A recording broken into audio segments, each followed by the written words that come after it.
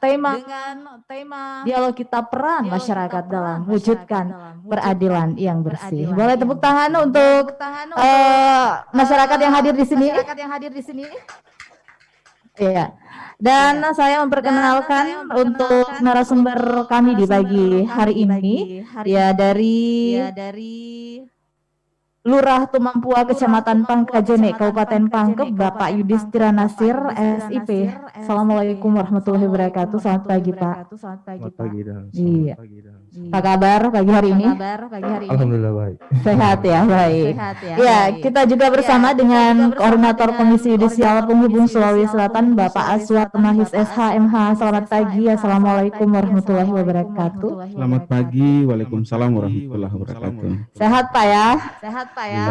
Baik. Juga saya sudah bersama dengan Ibu Niputu Dewi Damayanti ya Divisi Sosialisasi Komisi Yudisial Penghubung Sulawesi Selatan. Selamat pagi. Assalamualaikum warahmatullahi wabarakatuh. Iya. Sehat ya? Alhamdulillah sehat. Baik. Ini saya menggambarkan saat ini di Kabupaten Pangkep, masyarakat Kota Pangkep pagi hari ini sibuk aktivitas bersih-bersih ya, bergotong royong menyambut hari jadi Kabupaten Pangkep nanti di hari Jumat tanggal 9 April 2021. Jadi seluruh instansi melakukan bersih-bersih ya di pagi hari ini.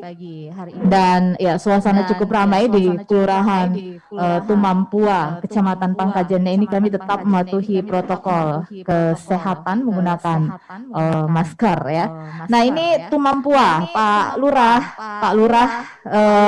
di pagi hari ini dengan tentunya style protokol kesehatan ya Pak Lurah. Nah ini Pak Lurah, Kelurahan Tumampua. Kalau bicara Tumampua ini apa sih arti Tumampua Pak Lurah? Ya, pertama-tama perkenalkan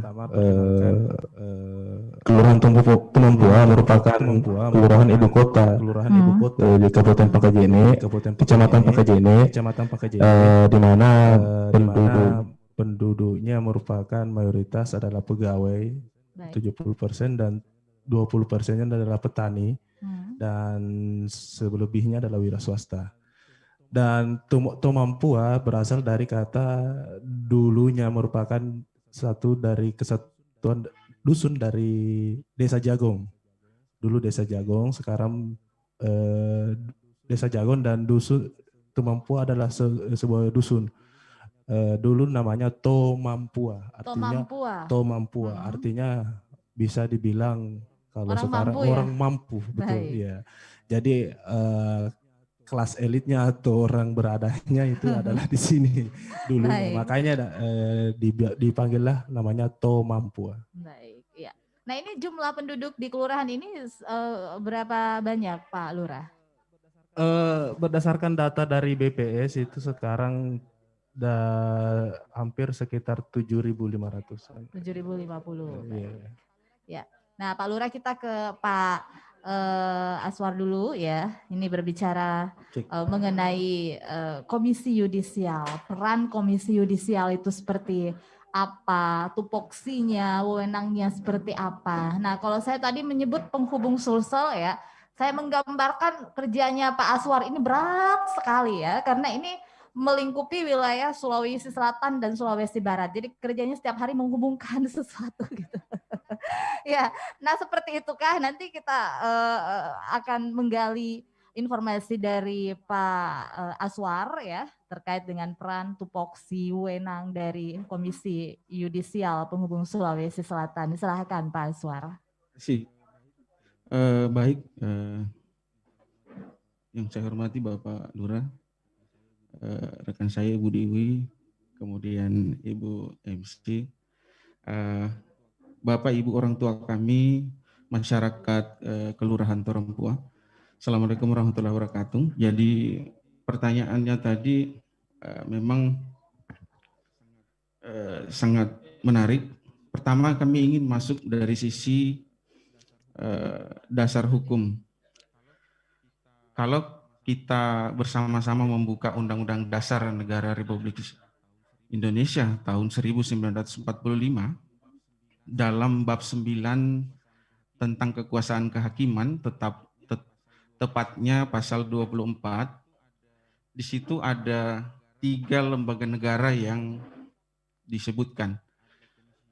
Ada Komisi Yudisial, ada Mahkamah Agung, dan ada Mahkamah Konstitusi.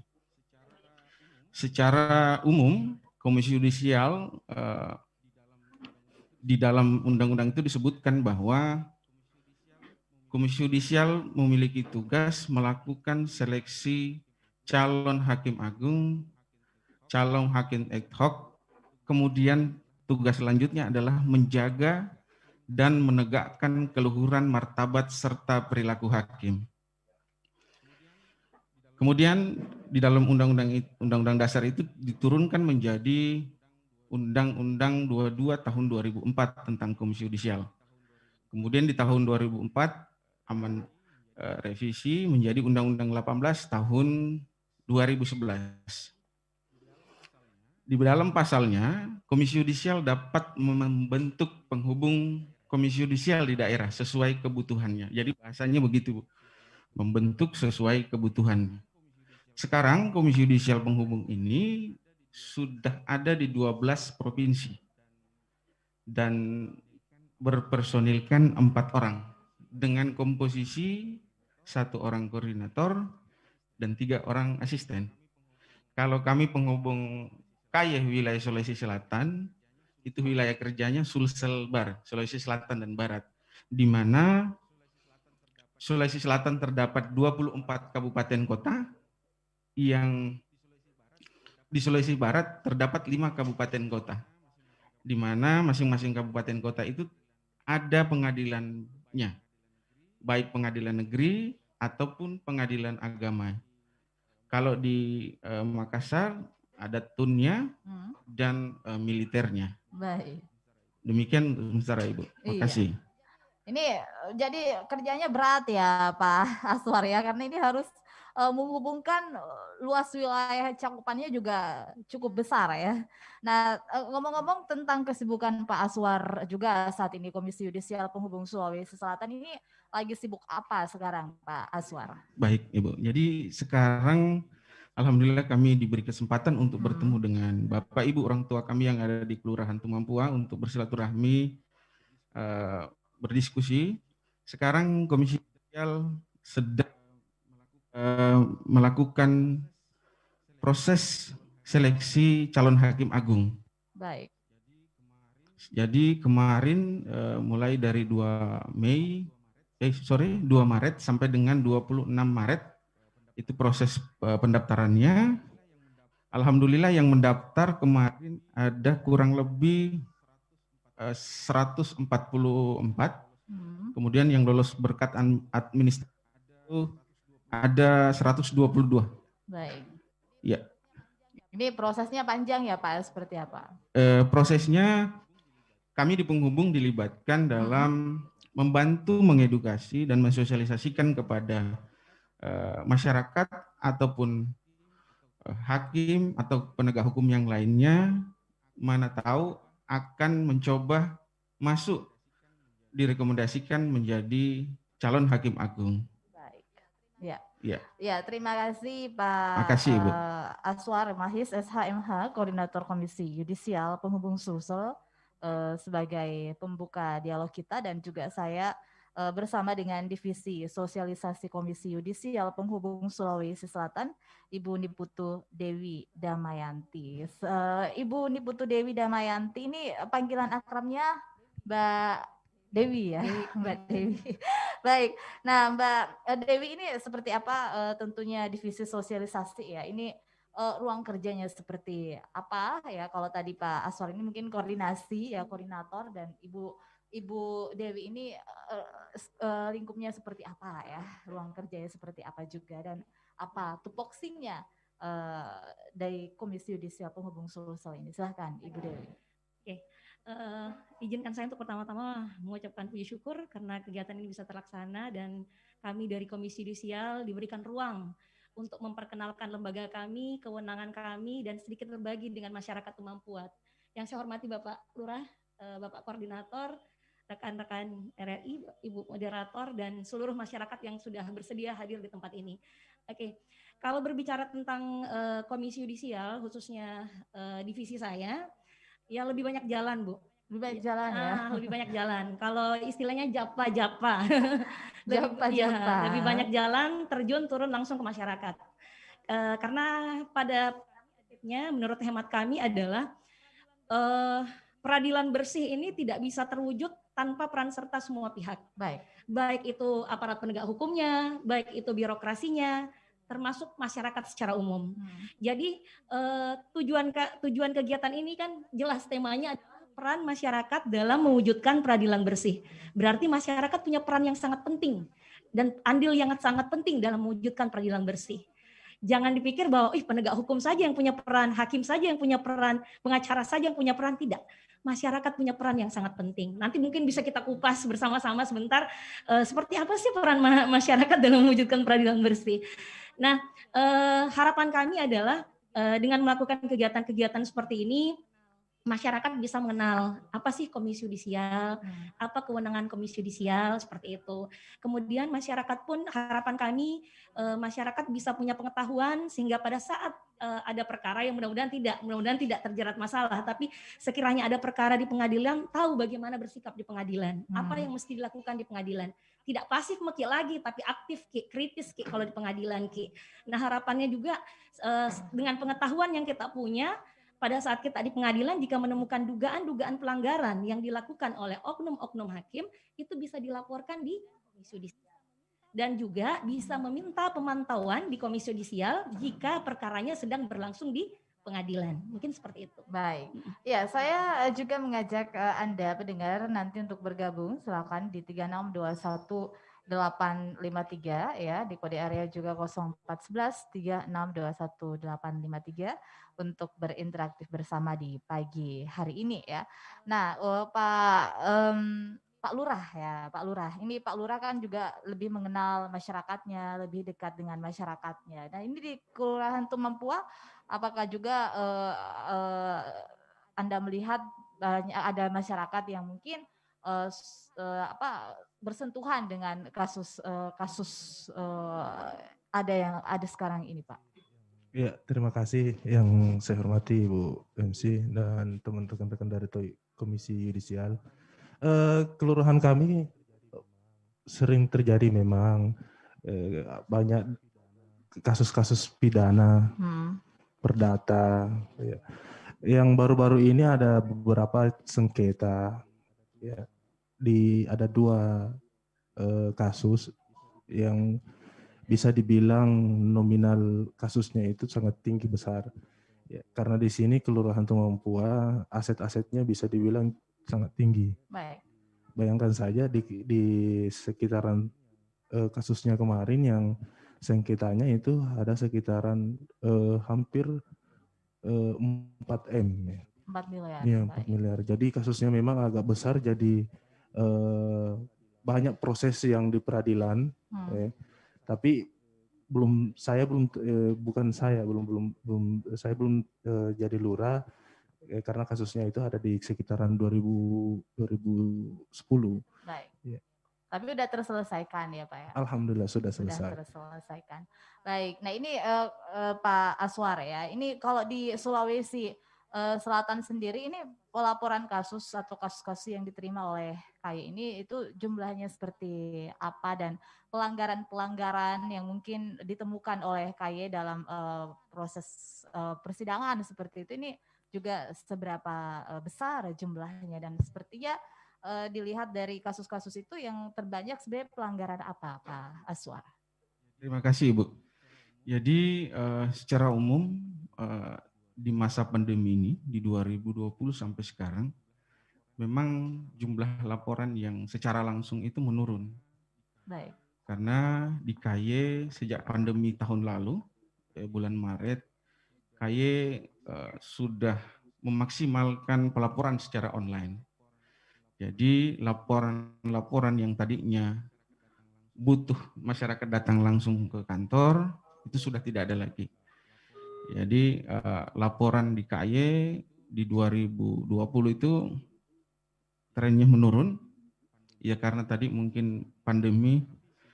Kemudian secara fisik di 2020 kami penghubung Komisi Yudisial itu menerima dugaan laporan yang kami teruskan ke pusat itu berjumlah 5. Kemudian di awal 2021 hingga sekarang itu laporannya 1.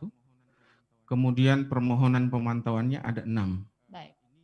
Jadi ini juga izinkan kami Ibu MC untuk menjelaskan kepada orang tua kami, Bapak Ibu, bahwa melapor ke KAY itu, KAY mempunyai kode etik bahwa kerahasiaan pelapor dan terlapor itu dijaga. Jadi ini dengan maksud karena laporan ini kan maka di depannya itu ada kalimat dugaan bahwa belum tentu yang disampaikan itu adalah betul-betul ada dugaan pelanggaran. Makanya pelapor dan terlapor dijaga untuk menjaga pelapor dan tentunya menjaga marwah oknum yang menjadi terlapor. Karena belum tentu maka semuanya dijaga. Kemudian melapor di KAY itu tidak dipungut biaya sepeser pun. Jadi kalau Bapak Ibu menemukan dugaan bisa melalui pelaporannya secara kalau misalnya tidak bisa datang langsung ke kantor, tidak apa-apa berkirim surat atau via perteleponan kepada kami di 8919944, kemudian atau datang secara langsung. Jadi Komisi Yudisial adalah, di awal saya jelaskan bahwa Komisi Yudisial adalah lembaga negara yang tugasnya adalah menjaga dan menegakkan keluhuran martabat serta perilaku hakim. Jadi dia Komisi Yudisial, Bapak Ibu, orang tua kami, Komisi Yudisial bukan penegak hukum. Dia penegak etik. Etiknya kalau di dalam Undang-Undang Dasar dan Undang-Undang 22 2004 itu penegak etik dari yang mulia hakim kita yang ada di seluruh Indonesia ini. Nah, Bapak Ibu jangan khawatir, di Indonesia banyak kok ya hakim-hakim yang punya integritas yang tinggi. Nah, seperti yang dibahasakan oleh rekan kami tadi bahwa peradilan bersih itu bisa terwujud bukan hanya dapat dilakukan oleh penegak hukum, tetapi butuh peran serta dari masyarakat, Bapak Ibu semua. Kalau bukan kita, saya rasa mustahil untuk bisa tercapai cita-cita kita itu. Saya kembalikan Ibu. Iya. Nah, pendengar ya dan juga Bapak Ibu yang berada di Kelurahan Tulumampuai ini juga bisa berdialog bersama dengan Ibu Dewi dan juga Pak Ashar ya dan Pak Aswar dan Pak Lurah kita, Pak Yudhistira, bisa bertanya ya seperti apa sebenarnya untuk mewujudkan peradilan yang bersih ya. Untuk Bapak Ibu yang ingin bertanya nanti silahkan. Nah ini kita ke Ibu Dewi sendiri ya. Ibu Dewi, nah ini Bu Dewi di KAY, apakah memang masyarakat ini aktif untuk melaporkan pelanggaran-pelanggaran kode etik dalam persidangan yang ditemukan oleh masyarakat sendiri untuk tentunya bisa kita mendeteksi bahwa terjadi pelanggaran kode etik dalam persidangan seperti itu?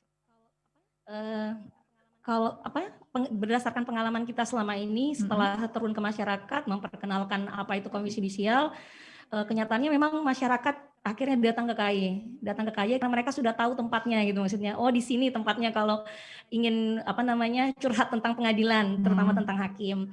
Nah di kantor kami juga perlu diketahui Bapak Ibu bahwa di kantor kami itu dibuka layanan konsultasi. Jadi yang datang itu belum pasti melapor, tapi mereka konsultasi.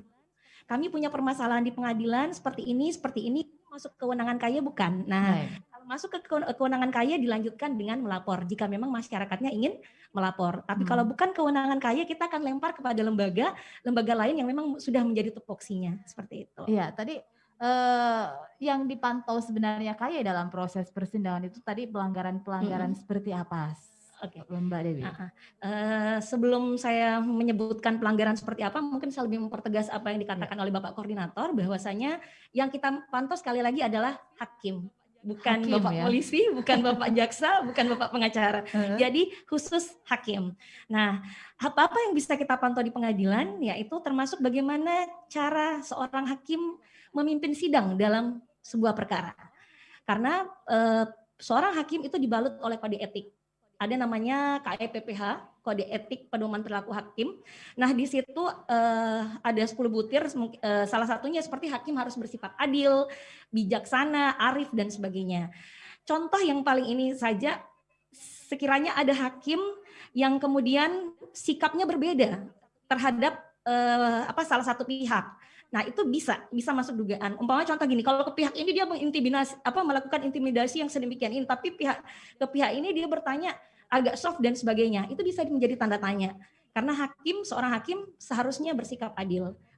Siapapun yang ada di pengadilan, mau pihak penggugat maupun tergugat, itu harus diperlakukan sama, seperti itu. Nah, itu masih banyak lagi yang lain seperti hukum acara, bahwa saksi mesti disumpah dan sebagainya, itu ada. Baik. Seperti itu, Mbak. Iya. Nah, ada yang ingin bertanya ya, Bapak Ibu yang ada di Kelurahan Tumampua? Ada yang ingin bertanya, Pak?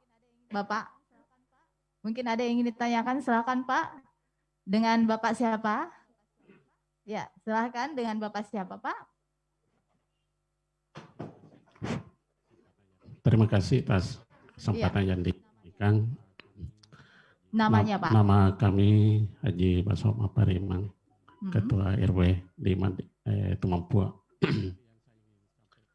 Barangkali yang saya ingin sampaikan bukan pertanyaan, tetapi mungkin ada beberapa hal yang perlu oleh KY dalam melaksanakan tugasnya. Karena saya dengar tadi wilayahnya terlalu jauh, 2 provinsi, Sulawesi Selatan dan Sulawesi Barat.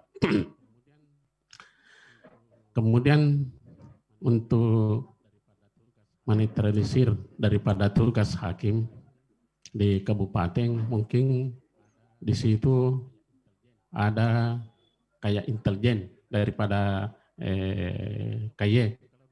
Karena kalau tidak ada seperti itu, kalau dari masyarakat, kan misalnya di pengadilan kita tidak diundang, atau mungkin ada teman kita misalnya bermasalah, tetapi alangkah baiknya kalau ada kayak intelijen yang diutus oleh KY apakah di pengadilan agama maupun di pengadilan negeri.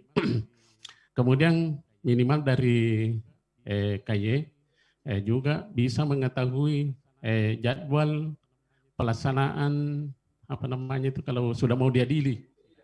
Sidang. Sidang. Kalau memang terbatas daripada staf dari KY, mungkin bisa menunjuk misalnya suatu lembaga di kabupaten untuk bertugas seperti itu di pengadilan negeri, kemudian di pengadilan agama, apakah lembaga masyarakat, atau memang masyarakat bisa ditunjuk untuk mengikuti sebagai intel daripada KY. Saya kira seperti itu dari kami. Mudah-mudahan KY ini betul-betul bisa melaksanakan tugasnya dengan efektif. Sekalipun kita tahu tadi bahwa luas area tugasnya 2 provinsi.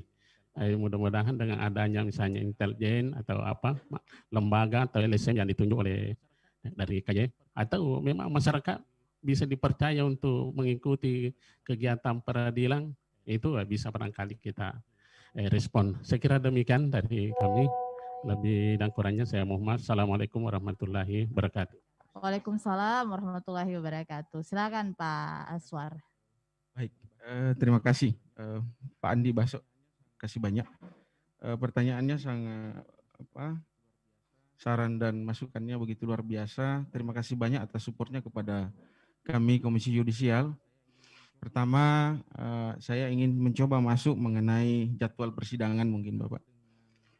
Alhamdulillah dengan era digital dan keterbukaan informasi sekarang, Mahkamah Agung melalui pengadilan-pengadilan yang ada di Indonesia ini sudah berbenah dan melakukan perbaikan terhadap instansi pengadilan itu sendiri. Kalau kami atau siapapun orang tua kami masyarakat Tumampua ingin melihat jadwal persidangan, itu sekarang sudah mudah. Biar dari handphone sudah kita bisa lihat. Kalau kita mau lihat, coba kita ketik saja di Google SIPP pengadilan mana. Maka di situ akan muncul jadwal persidangan, termasuk perkara-perkara yang sudah putus. Di situ kelihatan berapa hari, tanggal berapa perkaranya masuk, kemudian putus, kemudian kalau nama terdakwa atau para pihaknya dia bukan anak atau di bawah umur, itu bisa dipublis. Jadi kita dapat mengakses itu. Terkait dengan intelijen, Bapak, sekali lagi kami seperti kami sampaikan di awal bahwa KAY ini bukan penegak hukum, sehingga langkah-langkah pencegahan di awal sebelum terjadinya dugaan pelanggaran itu bukan mustahil ya, tapi agak sulit kami lakukan karena mengingat keterbatasan personil dan mencari orang yang mampu untuk memberikan informasi itu susah-susah gampang. Karena pertama mungkin kita harus punya kedekatan tersendiri dulu.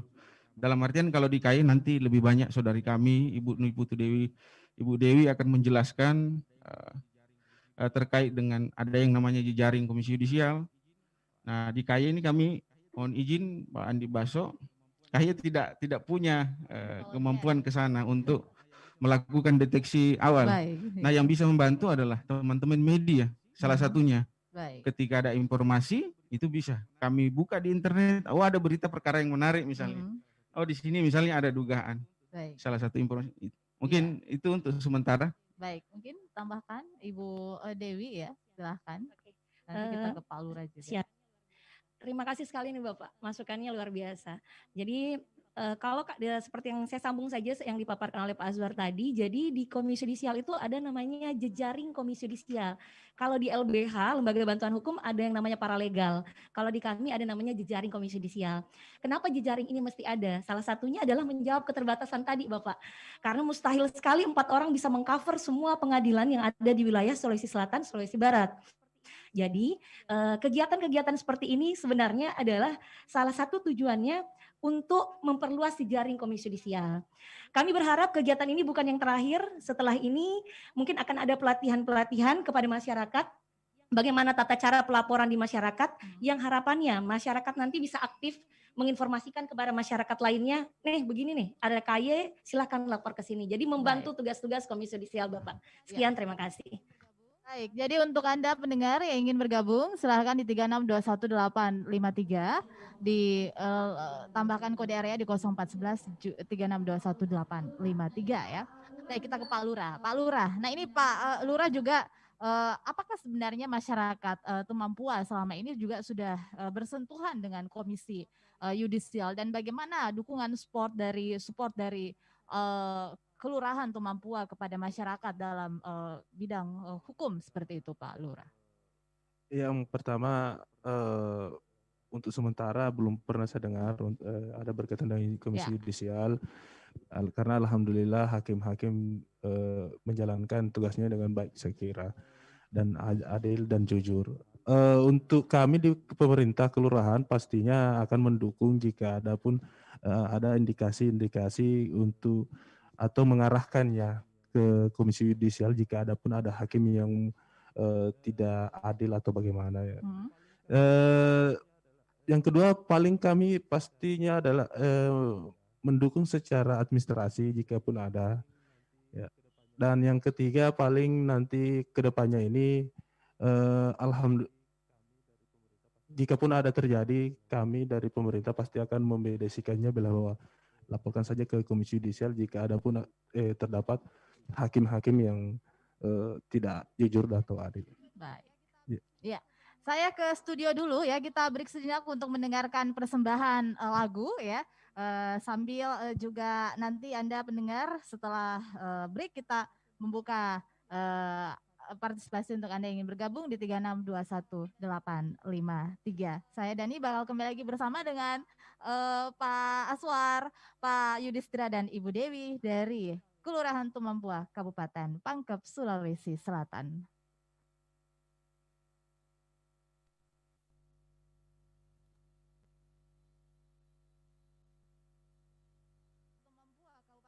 Iya, dari kantor Lurah Tumampua, Kabupaten Pangkep, kami masih bersama dalam dialog luar studio dengan topik peran masyarakat dalam mewujudkan peradilan bersih bersama dengan Komisi Yudisial Penghubung Sulawesi Selatan dan juga bersama dengan Lurah Tumampua dan masyarakat Kelurahan Tumampua. Beri tepuk tangan untuk pagi hari ini ya dialog kita yang masih berlangsung dan kalau kita berbicara mengenai pengawasan yang dilakukan oleh Komisi Yudisial dalam persidangan ya Pak Aswar dan juga Ibu Dewi. Nah ini sebenarnya pasti kerepotan juga kalau misalnya semua kasus persidangan itu dipantau ya.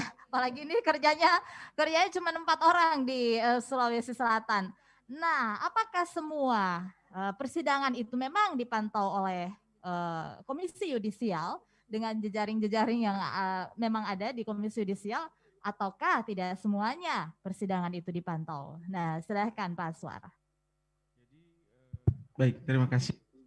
Jadi secara kewenangan memang Komisi Yudisial seperti yang Ibu sebutkan tadi bahwa melakukan pemantauan di wilayah kerjanya, melingkupi semua peradilan umum, pengadilan negeri, peradilan agama, pengadilan tata usaha negara, dan pengadilan militer. Jadi selama ini yang dilakukan berdasarkan petunjuk yang diberikan oleh pimpinan kami yang di Jakarta, ada beberapa tipe perkara-perkara yang biasanya kami turun untuk melakukan pemantauan. Pertama, perkara tersebut menarik perhatian publik. Kemudian kalau dia terkait dengan dugaan korupsi, dugaan kerugian negaranya besar. Baik. Atau ada informasi dari masyarakat bahwa ada dugaan. Maka masyarakat masyarakat yang meminta dipantau datang ke kantor, kemudian kami buat analisisnya, kami mendapatkan surat tugas, kemudian kami turun ke lapangan, ataukah kami yang membuat permohonan secara inisiatif permohonan pemantauan kepada pusat. Kemudian biasanya pengalaman kami banyak yang mulia hakim senang kalau dipantau KY. Senang kalau dipantau ya, ya. Saya kirain takut enggak ya? Enggak. Sebagian senang karena untuk menjaga semua kemungkinan yang bisa terjadi di ruang persidangan. Karena di sisi selain dari KY menerima laporan masyarakat, KY juga sebagai lembaga yang memiliki tugas dan tanggung jawab menjaga agar pengadilan dan marwahnya itu tetap terjaga. Baik. Melalui tugas advokasi hakim namanya. Salah satu contoh kami ambil sampel, pernah di 2017 ada kejadian di salah satu pengadilan negeri yang ada di Sulawesi Selatan, itu terjadi penikaman di dalam ruang sidang. Iya. Terjadi penikaman di dalam ruang sidang. Sebagai lembaga yang memiliki tugas menjaga marwah, KY harus turun mengambil andil terkait dengan kejadian tersebut. Sehingga KY melakukan koordinasi dengan pihak kepolisian, sehingga pihak kepolisian ketika mendeteksi atau melihat potensi perkara tersebut rawan, maka perlu diturunkan petugas untuk menjaga keamanan pengadilan. Baik. Nah, harapannya dengan pengadilan aman, tentu masyarakat punya harapan yang tinggi bahwa hakim-hakim kita ini bisa memberikan rasa keadilan yang sesuai dengan apa yang mereka harapkan tentunya. Baik. Kalau simpelnya mungkin bagaimana cara kita mau bisa memperoleh rasa adil kalau kita tidak bisa percaya kepada orang-orang yang kita berikan tanggung jawab untuk memiliki tugas dan tanggung jawab untuk menengahi dan memberikan putusan yang seadil-adilnya. Baik. Kita harus percaya dan optimis bahwa keadilan itu masih ada. Keadilan itu masih ada ya. Nah ini yang masih banyak dipertanyakan oleh masyarakat. Bahkan semalam juga saya mendapatkan informasi ya bahwa sekarang ini kita melihat kasus-kasus korupsi yang merajalela ya, ini sangat memprihatinkan. Ternyata dari putusan-putusan hakim tersebut ini justru ya kasus-kasus korupsi itu pidananya lebih ringan ya, bahkan di Sulawesi Selatan ini informasinya yang paling tinggi 4 tahun dibanding kasus-kasus yang bersentuhan langsung dengan masyarakat kecil ya. Biasanya masyarakat kecil itu terkena kasus undang-undang ITE ya, transaksi elektronik seperti itu, dan biasanya pidananya 1 tahun. Tapi jika dibandingkan dengan kasus korupsi dan ITE ini ya, ini ada yang mengatakan bahwa ini sebenarnya putusannya tidak seimbang. Nah, ini kita juga pengen tahu Ibu Dewi ya, apakah dalam pengambilan keputusan hakim KY juga turut terlibat atau tidak? Ini yang mungkin ingin dipertanyakan oleh masyarakat. Pertanyaan ini yang sebetulnya sangat menarik, Bu. Karena banyak juga masyarakat yang punya pengharapan bahwa dengan dia melapor ke KY berarti putusan hakim itu bisa diubah. Tidak sama sekali. Jadi KY tidak bisa mengubah putusan, tidak ada pengaruhnya terhadap putusan hakim karena hakim mempunyai hak prerogatif independen dalam memutuskan. Tapi sebenarnya dalam proses persidangan sampai diputus sebuah perkara ada dugaan pelanggaran yang dilakukan oleh hakim, silahkan laporkan ke KY. Seperti itu. Ya, silakan untuk Anda pendengar yang ingin bergabung di 3621853 atau ibu-ibu, bapak-bapak yang ingin berpartisipasi juga di sini, silakan. Bapak ingin bertanya, ya? Belum ya? Ada yang ingin bertanya, Bapak Ibu, silakan. Pak Baso mungkin masih ada yang ditanyakan. Ya. Yang lain silahkan untuk Anda pendengar yang ingin bergabung bersama di 3621853 dan Pak Yudhistira, ini bagaimana menjalin hubungan komunikasi dengan masyarakat, harmonisasi dengan masyarakat sehingga ya kasus-kasus yang bersentuhan hukum itu tidak terjadi di lingkungan Kelurahan Tumampua, Pak? Khususnya kalau di sekarang era digital pastinya harus sering di-sharing, apalagi di Facebook atau apa, di media sosial. Karena sekarang ibu rumah tangga pastinya juga sekarang pegang HP Android. Jadi bapak-bapak juga sekarang juga pegang Android. Jadi kalau misalnya nanti lebih di-sharing ke media sosial, ya, apalagi dan alhamdulillah khususnya di Kelurahan Tumampua sekarang kita sangat bersyukur adanya sosialisasi, adanya dialog ini sehingga masyarakat yang hadir pada hari ini alhamdulillah tahu apa itu Komisi Yudisial, tahu ya, apa tugasnya, apa tupoksinya, ya sehingga kedepannya nanti jika ada, insya Allah mudah-mudahan tidak terjadi, jika ada nanti terjadi, masyarakat nanti bisa melapor. Ya. Baik. Ya, kita ke pendengar, silakan 3621853. Halo, selamat pagi. Ini dengan Pak Yoris dari Flores. Iya. Selamat pagi. Halo. Iya. Dengan Bapak Yoris dari Flores. Dengan Bapak siapa, Pak? Dengan Bapak Yoris dari Flores. Dengan siapa? Di Flores. Kami selamat malam pada hari ini tentang peradilan. Kami sebagai masyarakat kecil banyak merasa kecewa peradilan yang berjalan hari ini sampai hari ini. Karena apa? Perkara atau hukum yang dilanggar oleh masyarakat kecil sepertinya diberi keputusan hukuman lebih tinggi daripada para koruptor yang mencuri uang negara atau uang rakyat. Kalau koruptor dia mencuri miliar rupiah, itu hanya dengan 1 tahun 2 tahun penjaranya. Tetapi kalau orang kecil mencuri telur ayam saja, sudah dengan keputusan hukuman bisa juga 1 tahun. Jadi sepertinya kami mengharapkan peradilan sekarang harus berubah dalam arti memberi keputusan hukum kepada orang yang melanggar hukum harus sesuai dengan pelanggaran yang dilakukan oleh pelaku. Jadi kami masyarakat akan merasa puas dengan kehadiran peradilan di negeri ini. Jadi kami harap ke depan masyarakat harus merasa apa dengan kehadiran peradilan Indonesia yang sekarang berjalan. Daripada kami selalu kecewa dengan peradilan. Kadang itu sulit peradilan yang terjadi itu tuh seperti cungkri. Kalau itu ke atas tumpul, itu ke bawah itu tajam. Nah, jadi kami minta supaya hukum di negeri ini jangan melihat atau hanya karena kekuatan orang kuat. Harus melihat dengan masyarakat banyak dan peradilan itu dijalankan sesuai dengan harapan peradilan itu sendiri. Nah, hukum itu sendiri. Memang kalau kita lihat hukum itu baik, tetapi orang yang melakukan itu bukan kadang, tapi selalu terjadi hal itu. Sehingga sampai hari ini kami masih mendengar bahwa masih ada korupsi. Masih ada korupsi besar, hukumnya sedikit. Nah, jadi mungkin untuk sementara begitu dulu. Terima kasih. Baik.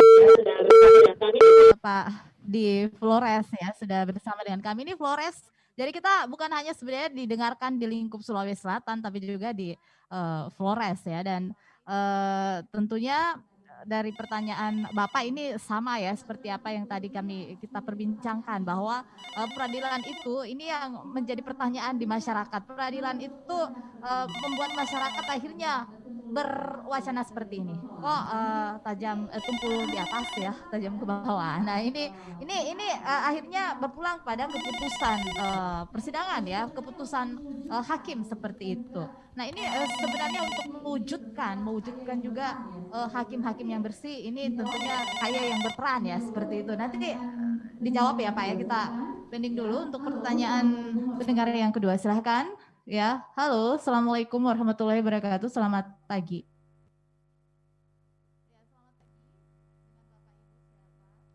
Ya, selamat pagi. Dengan Bapak Ibu siapa? Selamat pagi. Iya. Selamat pagi. Dari Wibi di Makassar. Iya, dengan Pak siapa Pak? Ya, Pak begini. Wibi di Makassar, silakan Pak Wibi. Saya pernah katakan tadi, pengadilan banyak di negara kita, tapi rasa keadilan yang kurang. Sekarang begini, Bang. Ini ada Pak Lurah ya, dari Pangkep. Begini, Pak. Ya, Pak Lurah. Apakah Bapak sering menerima pengaduan dari warga yang merasa mendapatkan ketidakadilan mengenai bansos, Pak? Bansos atau BLT itu kan tidak tepat sasaran. Ini mencerminkan ketidakadilan. Kenapa orang yang miskin tidak dapat, orang kaya yang dapat? Ini betul-betul mencerminkan rasa tidak adil bagi masyarakat bawah. Terima kasih. Terima kasih. Baik. Ya, Pak Lurah. Nah, kalau bansos ini pasti Pak Lurahnya yang didatangi ya. Nah, saya kok tidak dapat itu yang dapat. Nah, ini biasanya apalagi di era-era pandemi pasti Pak Lurah baik mendapatkan kritikan nih dari masyarakat. Nah, dan juga nanti peran KY ini dalam persidangan bansos mungkin. Ya, silakan Pak Lurah. Ya, terima kasih. Begini, seperti yang saya kemarin bilang, saya mau dengar mau mendengarkan suaranya masyarakat di sini. Tadi apa Ibu bilang? Manra saya Pak Lurah. Ya, begini, pertama saya selaku Kepala Kelurahan Tumang Ampua sering menyampaikan kepada masyarakat mengenai BPNT ataupun Rastra dan sebagainya. Untuk itu kan per kuota. Untuk di Kelurahan Tumang Ampua kotanya sekarang dari tahun ke tahun menurun karena salah satu visi misi dari Pangkep itu adalah keluar dari angka kemiskinan. Apa dampak dari angka kemiskinan itu adalah penurunannya kuota bantuan. Dan Kelurahan Tumang Ampua yang dari awalnya itu pada saat saya pertama masuk itu sekitaran 179 kuota kakak. Sekarang dari tahun berikutnya menurun menjadi 120-an. Baik. Dan tahun ini sekarang alhamdulillah turun ke 31. Jadi apa yang mau saya berikan kepada masyarakat kalau kuotanya untuk kelurahan bantuan atau kelurahan Tumang Ampua itu menurun ya, karena salah satu tujuan dari Pangkep itu adalah keluar dari angka kemiskinan dan sekarang alhamdulillah Saya bertubi-tubi selalu dilaporkan di Pak Bupati, tapi saya selalu sampaikan juga ke komunikasi Pak Bupati, ini kan salah satu tujuan tak itu adalah pangkep keluar dari angka kemiskinan. Jadi apa dampaknya itu adalah penurunan kuota. Baik. Dan adapun bantuan dari yang pada saat pandemi ini merupakan data dari DTS, data terpadu sosial, dan itu merupakan data yang berada di sosial. Baik. Yeah. Ini dari pusat ya? Dari pusat, ya. Jadi ada di Kelurahan Tumampuang ada 3.000 DTS. DTS itu dikurangi dari BPNT atau Rastra, BLT, PKH. Nah, didapatlah ada sekitaran 700-an. 700-an itu dikurangi lagi karena status sosialnya yang sudah berubah. Taruhlah pada saat pendataan itu masih belum bekerja, tapi pada saat ini gara-gara COVID, pada saat mau penurunkan bantuan, itu sudah menjadi, taruhlah jadi polisi, taruhlah jadi pegawai. Nah, pada saat pertama kali bantuan datang itu memang terjadi kesalahan. Karena belum ada miskomunikasi, karena memang kita kemarin WFH, jadi memang koordinasi kami dari ke dinas sosial itu agak susah, jadi seadanya saja. Jadi bantuan datang ternyata ada yang sudah jadi polisi, ada jadi tentara atau pegawai, jadi itu yang kami validasi, dikurangi. Nah, bantuan pun untuk tahun berikutnya, tahap berikutnya itu berkurang karena kuotanya lagi berkurang begitu. Baik, ini karena kuota berkurang ya. Jadi Pak Lurah ini sudah menjawab ya alasannya seperti itu. Baik, kita ke pertanyaan Bapak di Flores ya, turut berduka juga akibat dari musibah banjir bandang yang terjadi di Flores ya. Ini banyak memakan korban jiwa. Ya tentunya kita mengucapkan turut berduka cita juga. Baik, nah ini berbicara mengenai kekecewaan ya, kekecewaan pendengar kita di Flores tentang peradilan di Indonesia yang dianggap tumpul ke atas dan tajam ke bawah. Nah ini mungkin silakan Pak Haswar dulu dan juga Ibu Dewi, silakan Pak. Bu, Bapak dulu.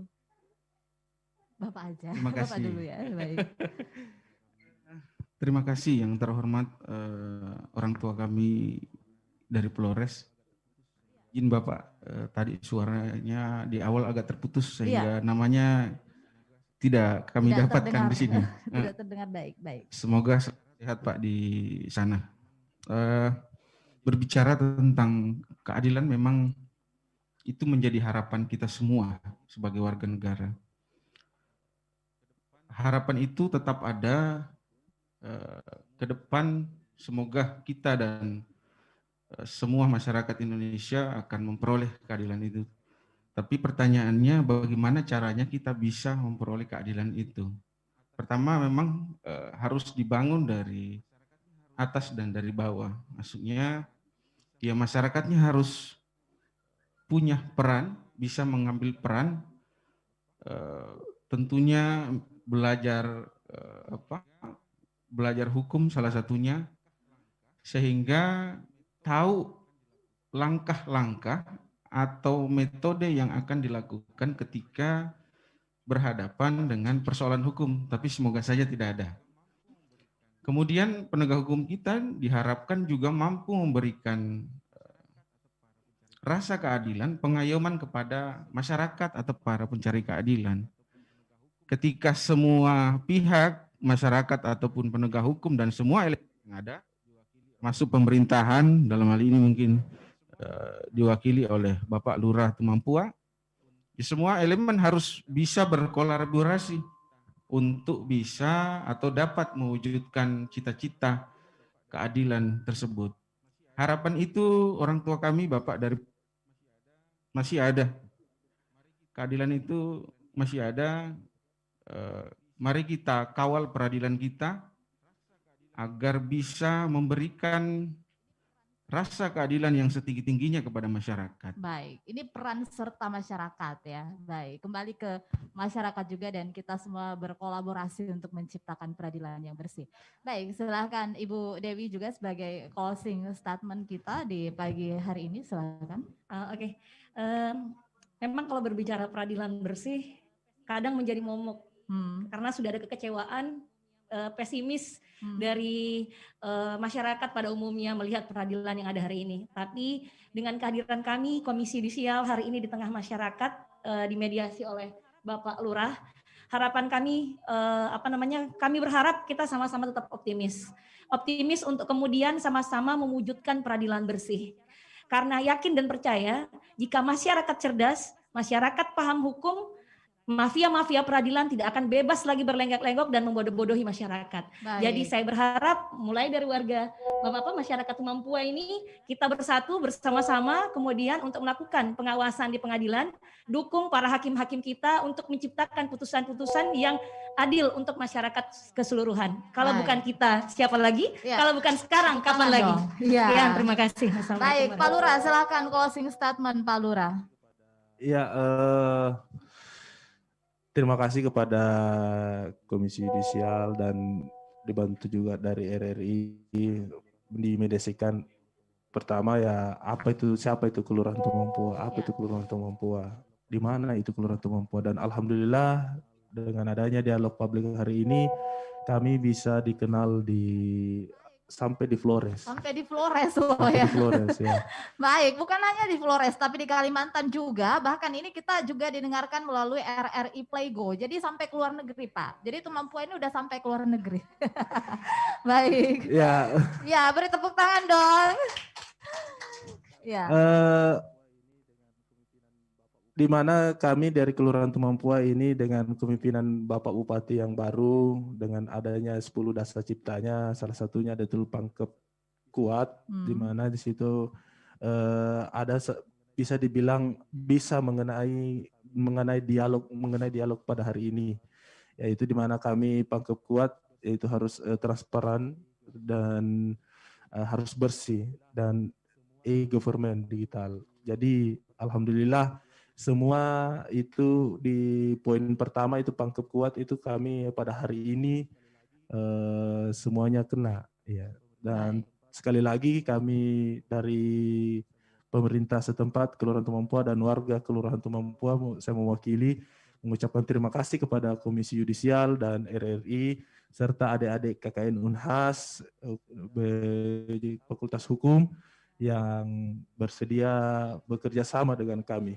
Baik. Itu saya, terima kasih. Ya, terima kasih. Wassalamualaikum warahmatullahi wabarakatuh. Terima kasih Pak Aswar ya atas kebersamaannya di pagi hari ini, Koordinator Komisi Yudisial Penghubung Sulawesi Selatan, dan juga Ibu Niputu Dewi Damayanti ya, Komisi Sosialisasi ya, Komisi Yudisial Penghubung Sulawesi Selatan atas waktunya bersama dengan kami ya, dan juga Bapak Yudhistira Lurah Tumampua yang sudah bersama dan memfasilitasi, memberikan ruang ya, tempat bagi kami, tempat yang indah bagi kami di pagi hari ini. Dan terima kasih juga untuk masyarakat Tumampua, beri tepuk tangan. Ya, masyarakat Tumampua ini sudah mengenal Komisi Yudisial di pagi hari ini, perannya dan juga partisipasi masyarakat ini diperlukan untuk menciptakan peradilan yang bersih ke depan. Saya Dani mengucapkan terima kasih bersama kru teknik yang bertugas di pagi hari ini. Ada Desti dan juga Bung Oki Nurdianto ya, dan Bung Amir Pella, dan kru teknik yang baik di luar studio saat ini, dan juga di pemancar Burane di studio Pro 1, dan juga di pemancar Bantul Sungguh sebagai penanggung jawab Kepala PPR RI Makassar M. Lahardiarso, Kepala Bidang Pemberitaan RI Makassar Andi Asman mengucapkan terima kasih. Sampai jumpa. Wassalamualaikum warahmatullahi wabarakatuh.